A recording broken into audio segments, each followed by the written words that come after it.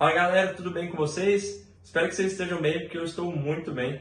Acabo de voltar do BSOP, Brazilian Series of Poker, e como sempre foi sensacional. Dessa vez ainda foi mais especial porque eu ganhei o pacote completo pelo PokerStars. Claro que eu vou compartilhar com vocês um pouco da minha experiência e eu espero que você desfrute nesse vídeo não só da parte técnica do jogo, mas isso, conheça a sensação do que é o BSOP, se você ainda nunca jogou, porque realmente é um evento incrível. É um dos maiores eventos de poker do mundo. É o maior da América Latina, o maior do Hemisfério Sul, o maior do Brasil, claro. E recebeu gente do mundo inteiro e eu estava lá prestigiando e trago aqui para vocês desfrutarem e sentirem um pouquinho dessa sensação. Eu costumo dizer que o Poker Live é um tesão, né? Se o Poker Live é um tesão, o BSOP é um orgasmo. Então, com essa frase, eu convido você a se inscrever no canal se ainda não é inscrito e assistir esse vídeo até o final. Sejam bem-vindos a mais um vídeo do Dan10 Poker Vlog.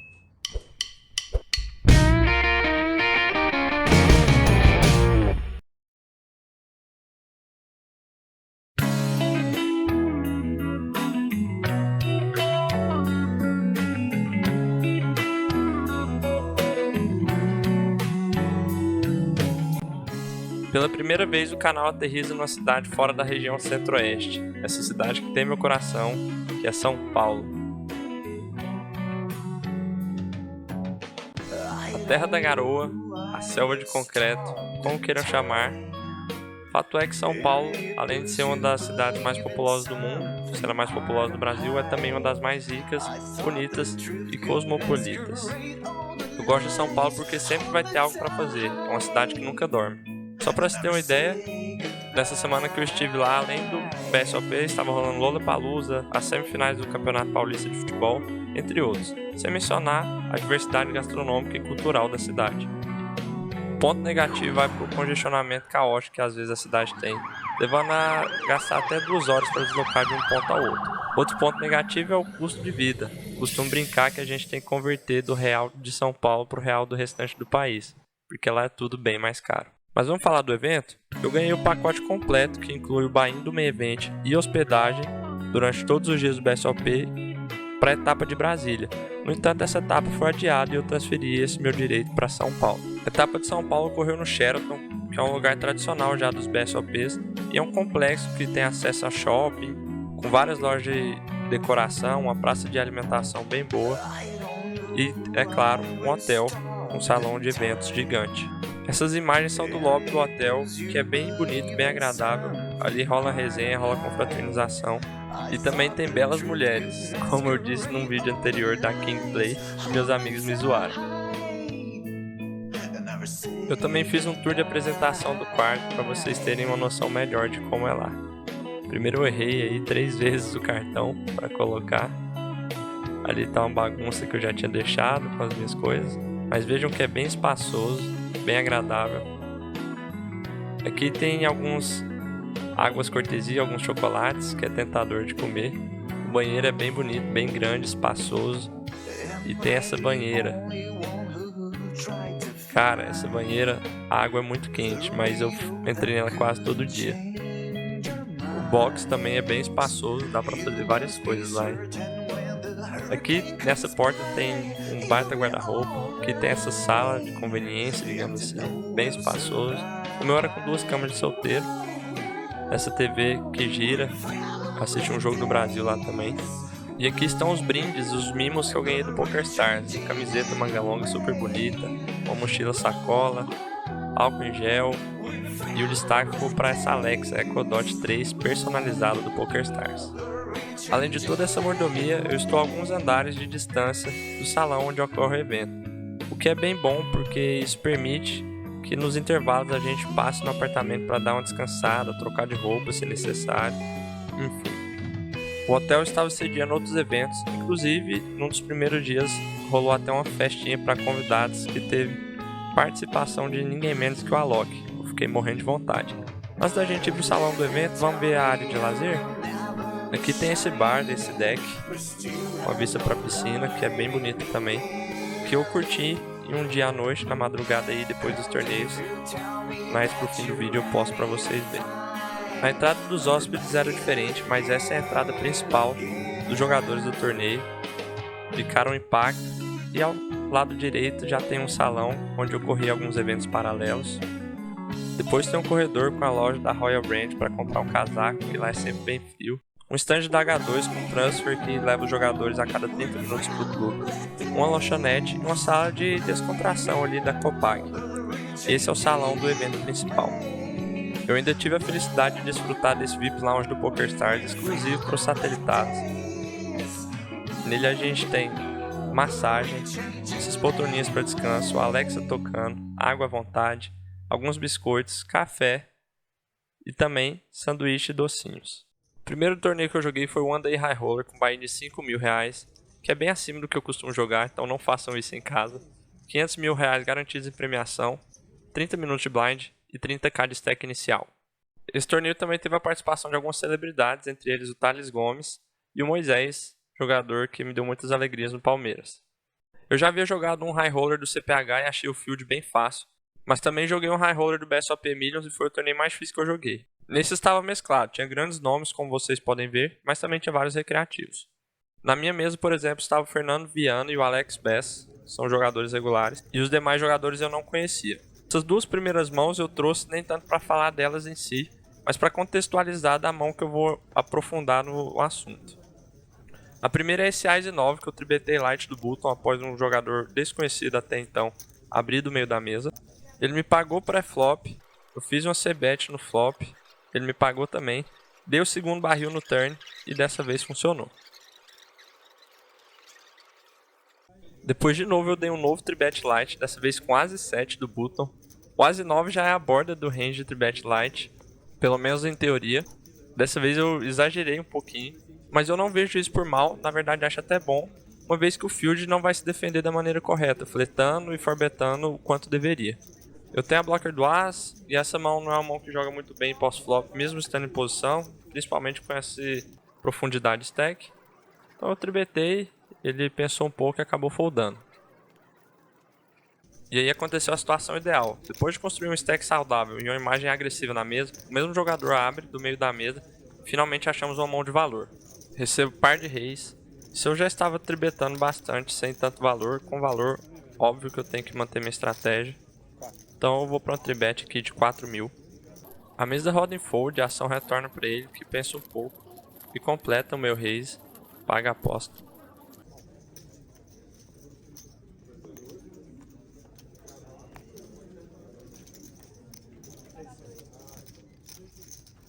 O flop traz 9, 6 e 2 com 2 de paus, um excelente flop. O vilão dá check, e aqui eu tenho uma c-bet clara na minha visão, tanto para negar a equidade de alguns ases e flush draws, como também para extrair de mãos piores, como par de 10. Então eu aposto 3.000, que é um pouco menos de um terço. E ele me dá um raise para 10.000.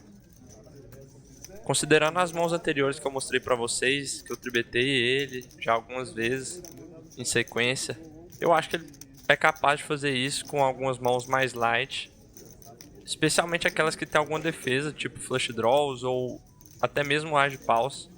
Também acredito que ele possa fazer isso com alguns pares de 8 a dama, que eu estou na frente, mas que na visão dele, ele acredita ter a melhor mão e quer negar a equidade da minha.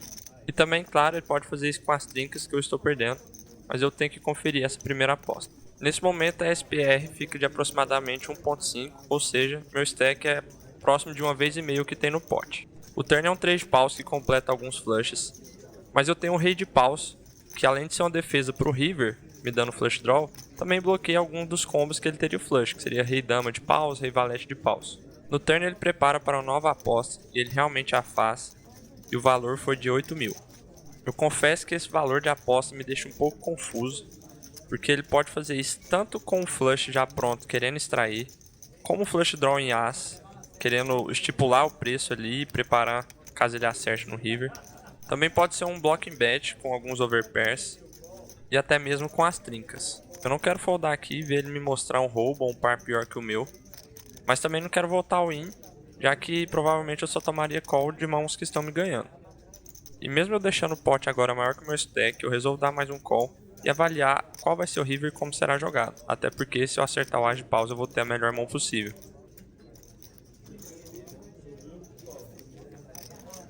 O river é um 2 de espadas pareando o board. Essa é uma carta que, por ter dobrado o board, pode frear a ação de alguns flushes, especialmente se ele for um jogador recreativo que dá uma assustada ali. Quando dobra o board ele tem o flush. Apesar de ter muito poucos full house no meu range, ou possivelmente até nenhum. Mas se ele for recreativo ele não vai pensar dessa forma. Mas, contudo, porém, entretanto, todavia, essa é a melhor carta possível para as trincas, que agora completou um full house. E também pode encorajá-lo a me blefar, acreditando em me fazer foldar até alguns flushes que eu tenha. E ele vai a win de 35.700, praticamente o meu stack. Que parada, hein? Essa é uma decisão bem difícil, porque eu não tenho muitas informações do vilão. A gente se envolveu num metagame, não sei se ele está levelando comigo. É um torneio caro, pelo menos pra mim, não sei se pra ele. Mas não sei se ele teria capacidade de fazer um blefe desse tamanho num torneio desse. E o pot já tá gigante. Essa é uma mão bem interessante e bem didática pra gente fazer um exercício de contagem de combos. Então vamos pensar racional e matematicamente para tomar a decisão. Eu tenho que investir 35.700 num pote de 116.900, que seria os 81.200 já existentes no pote, com as fichas do meu call. Fazendo essa divisão, a gente chega a um número aproximado de 0.3, ou seja, 30%. Esse valor indica a frequência ótima de blefs, sendo que se ele blefar mais do que 30%, nós temos um call lucrativo aqui, e se ele blefar menos do que isso, a gente tem um call deficitário. Bom, e como a gente calcula essa frequência? Bem, é uma estimativa, porém uma estimativa pensada. Primeiro vamos pensar nas mãos de valor. As mãos que ele daria win por valor no river seriam os full houses, o 9933, sendo que existem 3 combos possíveis para cada uma dessas mãos. A quadra, que seria o par de 2 vermelho. E os flush nuts em as, que seria as e dama, mais valete, as e 10 de paus. Até poderia acrescentar outras mãos, tipo as e 9, as e 5 de paus, mas eu não sei se ele me pagaria pré-flop. Dama valete, 10 valete paus, eu não sei se jogaria assim. E também o as eu acredito que não jogaria assim. Então, considerando essas mãos, chegamos a um total de 10 combos de mãos que apostaria por valor. Agora vamos pensar nas possíveis mãos que ele me blefaria. Eu não vejo ele blefando com muita frequência nesse river, mas as mãos de blefe seriam compostas pelas mãos que tem o as de paus, que não completou o flush, que seria as e rei, as e dama, as valete. Mas vale ressaltar que nem todas essas mãos jogariam dessa forma. Alguns as e rei me forbetaria pré-flop, até algum as e dama. As valete deveria foldar pré-flop. Eu até acho que não por conta desse metagame. Então vamos supor que desses 3 combos possíveis para cada uma dessas mãos, ele resolva me blefar com um de cada delas. Então chegamos ao total de 3 combos de blefe. Ora, se ele tem 3 combos de blefe e 10 combos de valor, significa que a frequência dele de blefe é 30%. Exatamente aquela frequência ótima mencionada anteriormente. Ou seja, fiz toda essa conta para não tirar nenhuma conclusão. Brincadeira, isso por si só já é uma conclusão. Uma vez com a decisão bem close, a conta está bem apertada. Se eu tiver errado minimamente a minha estimativa, o call já se torna bem ruim. Também devo considerar meu Tournament Life e que se eu foldar ainda me sobra um stack bem tranquilo para trabalhar depois. Então nesse caso a decisão mais prudente seria foldar mesmo. Em game eu confesso que eu não fiz essa conta com tanta exatidão e acabei superestimando as mãos de blefe dele por conta do metagame e dei o call. O resultado foi terrível, ele tinha par de 9, com second nuts, praticamente nuts. Não caí nessa mão, mas caí logo em seguida, que me sobrou uma blind praticamente. GG e vamos pro próximo torneio. No mesmo dia que caí do High Roller, já engatei no Startup, que era um torneio com buy-in de R$800 e 400k garantido, e que o field era bem mais fácil, no geral. Eu passei bem pro dia 2 e comecei o dia muito bem também. Nesse momento estava próximo da bolha da premiação e eu tinha 400 mil fichas, quando eu recebi esse valete 9 do Small Blind. Essa é uma mão que joga bem de limp do Small, mas por estarmos próximo da bolha e eu cobri o vilão, que tinha aproximadamente 30 blinds, eu vou optar por uma linha mais agressiva. Então eu dou um range de 3x para 24 mil. Eu não sei o nome do vilão, mas sabia que ele era um jogador regular e talvez não estava tão pressionado pela bolha da premiação. Sabia que ele era reg porque estava com camisetinha do PokerStars e reg a gente conhece de longe. Também pela forma de jogar dele. E ele acabou me dando um raise de 75 mil fichas. Ele sabe que por estar próximo da bolha eu vou pressionar bastante ele nessa Blind War. Então ele pode estar me tribetando com uma contra-estratégia. Mas também eu posso ter encontrado ele com um big premiado, com mãos de valor, tipo As e Rei, As, enfim.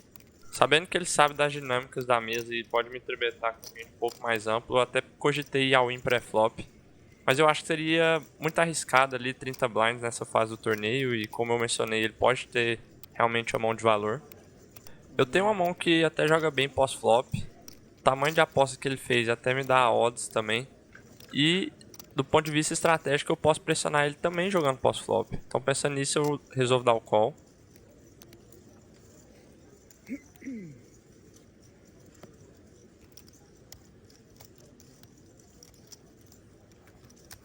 O pote agora já está bem interessante, com quase 160 mil fichas, e o vilão sobrou com 170, 175 mil para trás.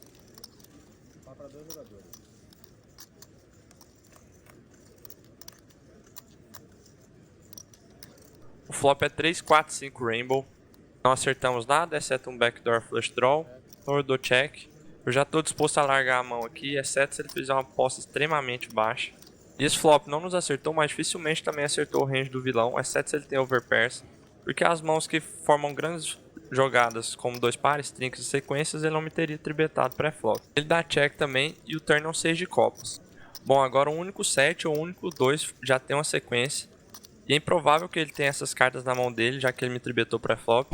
A exceção seria um Ice 2 que me tribetou light e fez slow play no flop, mas a chance é bem remota. E mesmo se ele pagar, agora eu tenho flush draw, então eu boto ele na porta, vou all in. Crente que ele foldaria, mas não. Recebo o call, eu apresento meu flush draw correndo pelos 9 outs e ele me mostra um rei 2 off, que seguiu pra baixo. Um potaço em disputa e nessa hora eu tô chamando copas por tudo, mas o river é um Ice de paus. Apesar de o plano naquela mão não ter dado certo, conseguimos chegar na bolha da premiação. Pagariam 135 jogadores, começando com R$ 1.230, até chegar a bagatela de 115.300 para o campeão.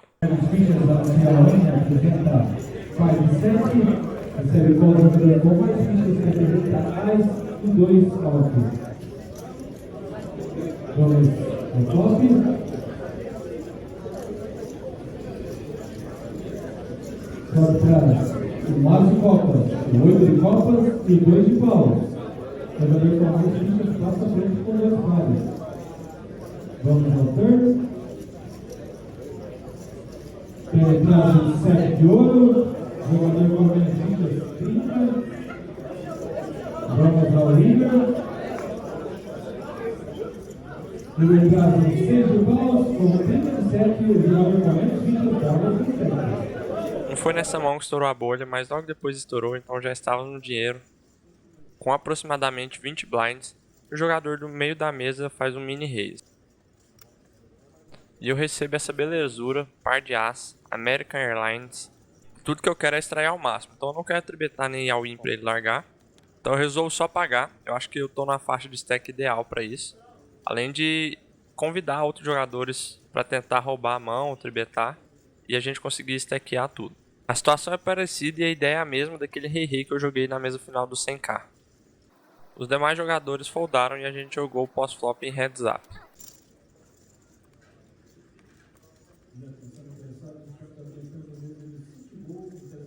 O flop é rei 7-2 Rainbow, flop bem tranquilo, desconectado, não tenho muito o que temer.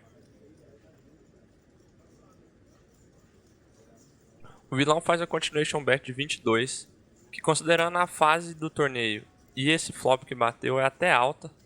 Então eu começo a desconsiderar algumas mãos mais fortes como as trincas do range dele, porque na minha opinião ele apostaria mais baixo ou até checaria para tentar extrair ao máximo. Eu dou um call e a SPR aqui fica de aproximadamente 1.6. Estou bem convicto que tem a melhor mão e não tem muitas cartas no turn que vai me fazer ficar atrás. Inclusive o turn é um 2, que é uma excelente carta porque não tem no range dele, e mesmo se ele tem um rei e acertar o segundo par no river, agora eu ganho a mão. Além disso, meu Ice é de copas e eu bloqueio os flush draws. E ele parte para o segundo barril, faz uma nova aposta, agora de 38 mil. Eu até cogitei voltar aqui já no turn para não deixar muito na cara a força da minha mão, mas talvez eu jogaria assim também com alguns pares médios, e eu abro oportunidade para ele me blefar no river, com a intenção de me fazer foldar esses pares. Além disso, eu acho que eu voltando aqui eu não vou tomar vários calls, exceto do rei. Então pensando nisso, eu mantenho a minha estratégia de esconder o jogo e apenas dou o call.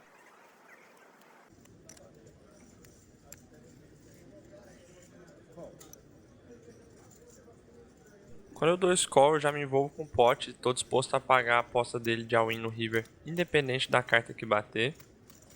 Não tem muitas cartas que vão me assustar nesse river, mas se fosse apontar as piores seriam copas ou rei. E adivinha qual foi o river? Um rei de copas.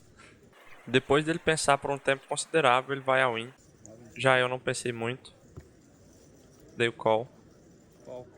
E ele mostra um dama e 9 de ouros, um blefe puro. Dessa vez nosso plano deu certo e eu consegui extrair o máximo. Arrasta as fichas pra cá.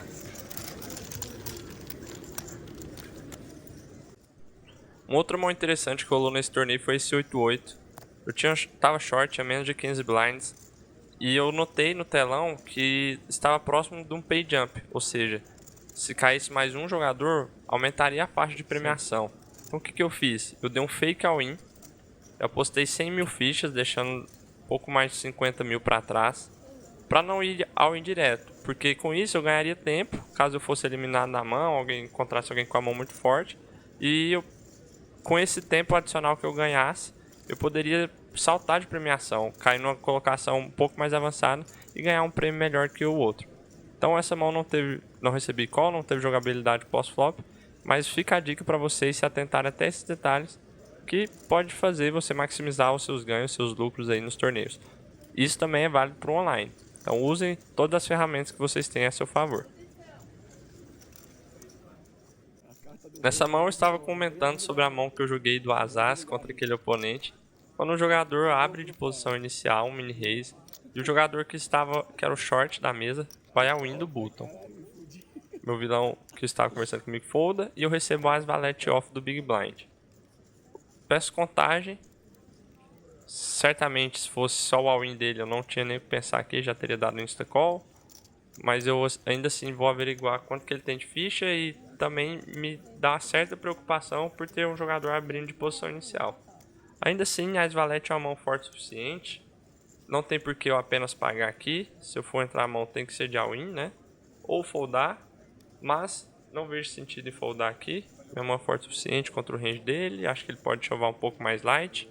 E também até as mãos de valor dele, algumas eu domino, como as 10 e outras eu estou até flipando. Então eu vou all-in por cima. O outro jogador pede contagem das minhas fichas. Meu stack já machucava um pouquinho mais.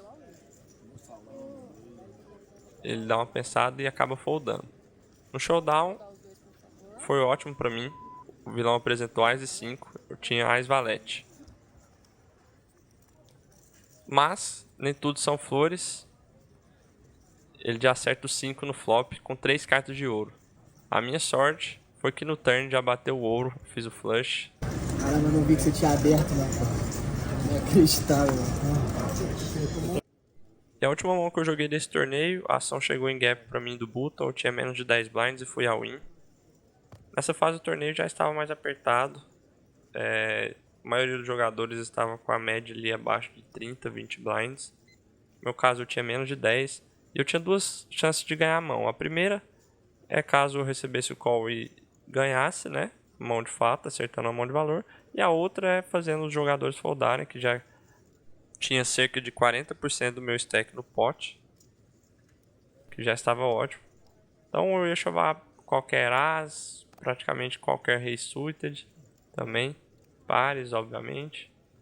Ele me deu o call do small blind, que ele mesmo jogador do Ás e apresentou o rei 9. Eu não daria o call no lugar dele. Eu tenho dama valete off. No flop, a situação não ficou muito boa pra mim, porque ele já acertou o rei. No turn me deu esperança, porque foi o as, fiquei na broca do 10. Mas ele não veio no river, GG. E o jogador que me eliminou acabou cravando o torneio. Eu caí na posição 55, puxei R$ 2.060. Depois do startup, chegou a hora de jogar o evento principal, que tem buy-in de R$ 3.000, que eu não paguei por já ter ganho a vaga. R$ 2 milhões garantidos em premiação, blinds de 60 minutos, bem gostoso de jogar, e stack inicial de 30k. Eu não fiquei gravando durante esse torneio, mas separei algumas das melhores mãos para trazer aqui para vocês e comentar. Na primeira delas eu estou no button com mais de 110 blinds. Acredito que eu era o chip leader da mesa no momento. E o jogador da posição 5 dá um raise para 800, mini raise. O jogador fleta e eu com 6-6 do button completo. Porque é uma mão com equidade robusta, eu vou conseguir extrair muita ficha se eu trincar.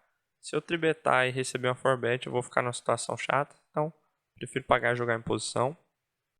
O Big Blind também completo e o flop vem 3, 4, 5.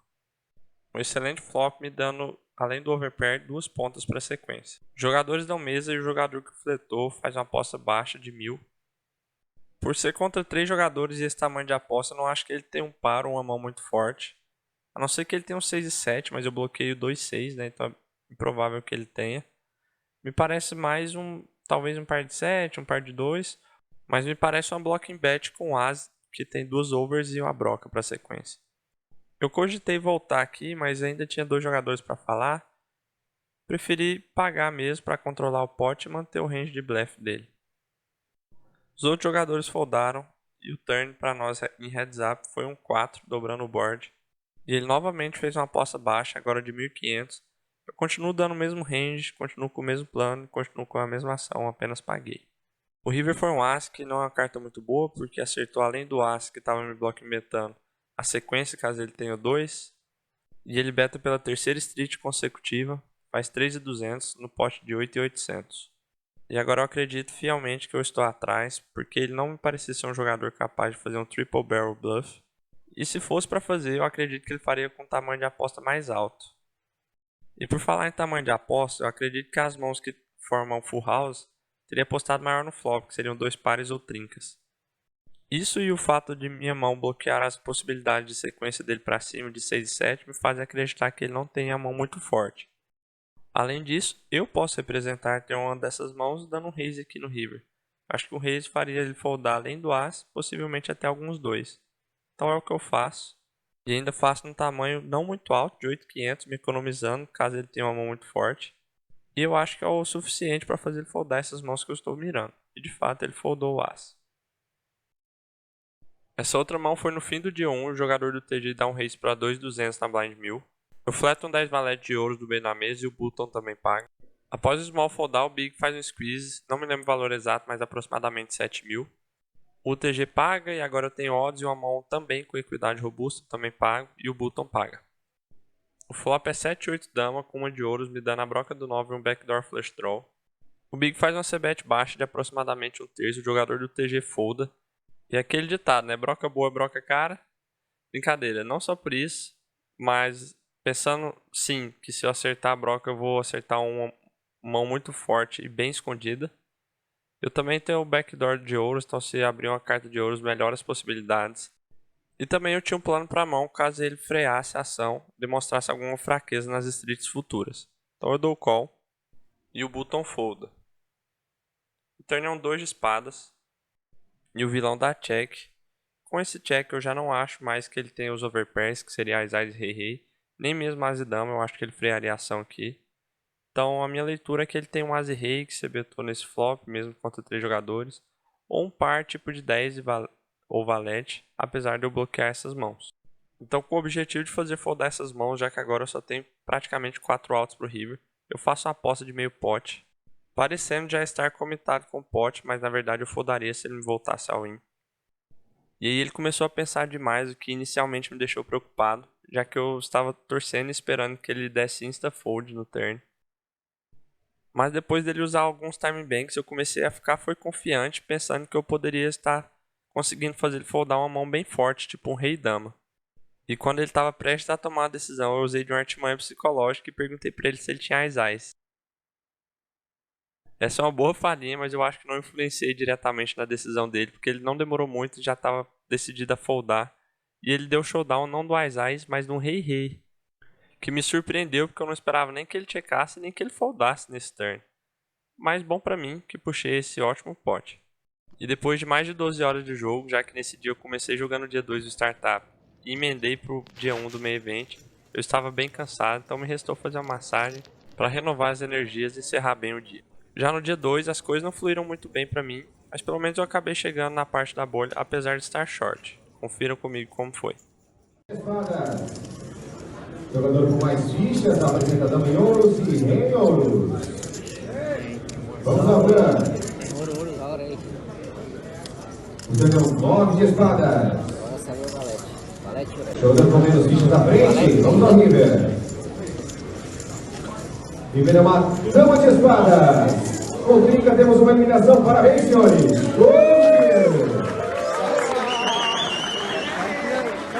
E o torneio que as coisas não fluíram muito bem pra mim também foi o No Breaks Deep Stack, que além de ser freeze out, é sem intervalos, no breaks. Eu tava numa mesa bem tranquila, quando a mesa chega em gap até mim eu tenho vala-vala.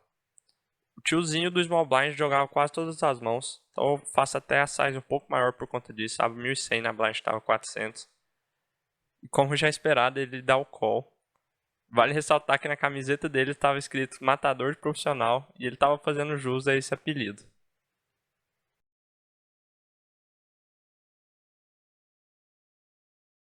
O flop é 10 valete de rei com 2 de ouros. Eu acerto a trinca, ele dá check.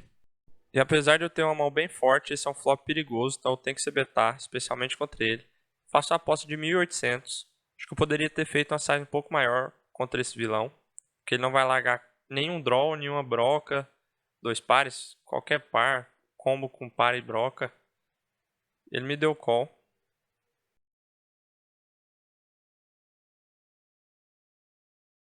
O turn é um 2 de ouros, que não acertou ali o range da sequência, mas é uma carta de ouros. Nem por isso eu tenho que temer, especialmente contra esse oponente.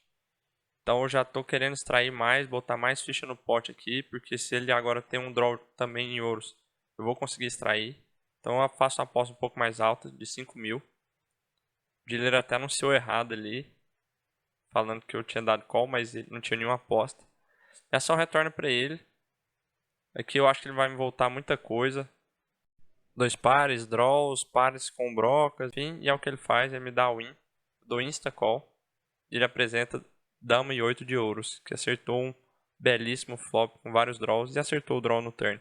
No river, nada mudou, GG. Nesse mesmo dia eu joguei o Turbo KO da noite com buy-in de R$1.200 e R$500 por bounty. Nesse torneio eu contei com a ilustre torcida desses meus amigos que moram em São Paulo e sempre estão presentes comigo nos BSOPs. Eu comecei o torneio meio mal e desconcentrado, mas depois que acabou o período de inscrições as coisas começaram a dar certo, eu acumulei fichas, bounties também, eliminei 3 jogadores e já recuperei o valor do meu buy-in e cheguei até o momento da bolha com a torcida dos amigos. Esse tiozinho de verde estava cheio de fichas na CMFT com mais de 10 bounties acumulados e conseguiu, jogando muito agressivamente, ser o bolho do torneio, caiu nessa mão.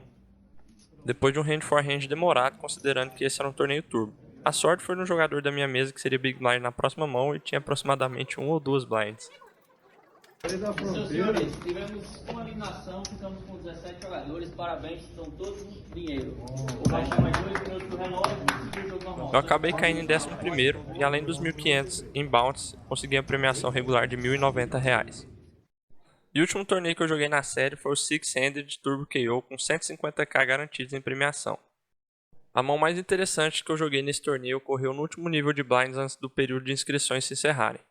O jogador do TG abre 2.500 na blind 1.200, eu recebo um rei dama off do button e pago. O flop vem As 5 e 7, todas de copas, e ele se beta baixo, 1.800. Eu tenho a dama de copas, que é um flush draw semi-nuts, e resolvo dar o call. O turn é um 9 de copas e eu já acerto o flush logo de cara. Tô confiante que eu tenho a melhor mão, ainda mais quando ele dá check. Então eu faço uma aposta baixa de 3.000, visando tomar o call de alguns ases e de flushes menores. Mas ele dá um check raise para 8.500. Bom, ele pode ter resolvido transformar algum as ou outra mão aleatória em blefe, me fazendo foldar flushes mais fracos. Mas como eu tô semi-nuts, eu não posso largar logo de cara, então eu resolvo dar o call para conferir no river. O river é uma blank, não dobrou o board, e eu continuo semi-nuts. E ele vai all-in de 32.200, um pouco acima do pot e um pouco acima do meu stack. Ele me cobria e vale ressaltar que é um torneio bounty. Mas eu não consigo ver muitos bleffs nessa mão porque eu poderia muito bem ter o rei de copas, ainda mais quando eu dou o call no check raise turn. É muito ruim ter que largar uma mão dessas sabendo que somente o rei de copas está me ganhando. Na verdade tem o 6 e 8 de copas também, né, que ele pode ter eventualmente. Se a gente fosse fazer aquele exercício de contagem de combos que eu fiz igual na mão do Rei, certamente qualquer blefe que ele tivesse aqui eu já teria que pagar. Mas em game eu confesso que eu jamais imaginava que ele poderia me blefar nesse river. Se eu foldasse, ainda me sobraria praticamente o stack inicial. Eu não estava disposto a dar reentrada nesse torneio, então eu foldei essa mão. Ele mostrou um Rei 5 de paus para um blefe puro. Eu elogiei ele porque eu achei muito bem jogada essa mão. E eu segui no torneio, mas caí. Novamente para o campeão, o Ender Oliveira, que me eliminou nesse torneio. E eu caí na 39ª colocação, não premiei, não eliminei ninguém para eu pegar o bounty. E assim encerrei minha participação no BSOP São Paulo. O evento foi incrível, sem falar que eu ainda curti uma baladinha com a galera. Fui no jogo do Palmeiras. Fiz novos amigos e conheci grandes nomes do poker brasileiro. E para fechar com chave de ouro, curti a resenha lá no hotel mesmo com os outros jogadores até amanhecer o dia. O quê? Tentei te esquecer, não deu. Pensei que fosse mais fácil que esse amor. Vai deixar saudades, já contando os dias para a próxima etapa. Valeu, BSOP, até a próxima. Então é isso, pessoal, esse foi um pouco aí do resumo da minha participação no BSOP. Eu joguei 6 eventos e premiei em 3 deles, que foi o Startup, o Main Event, e ainda fiquei em 11º num torneio Turbo KO. E fora da parte do jogo, a experiência incrível, a viagem, eu pude curtir com os amigos, conhecer gente nova, fazer novas amizades e curtir bastante. Já estou contando os dias para a próxima edição, que vai acontecer no Rio de Janeiro, dia 1º ao 7 de junho, que aliás é no dia do meu aniversário, 7 de junho, já pensou comemorando aí alto estilo com o troféu do BSOP? Seria um sonho, hein? Também quero aproveitar para agradecer vocês, eu tenho recebido vários feedbacks legais. Vou deixar algum deles aqui para vocês darem uma olhada. Isso, galera, me impulsiona muito, é um combustível para eu continuar fazendo esse vídeo, que dá muito trabalho, mas quando eu recebo esse tipo de mensagem de vocês, eu fico animado para produzir cada vez mais. Então, já deixa aqui também o seu feedback desse vídeo, espero que você tenha gostado e nos vemos nos próximos. Um abraço do Dan10.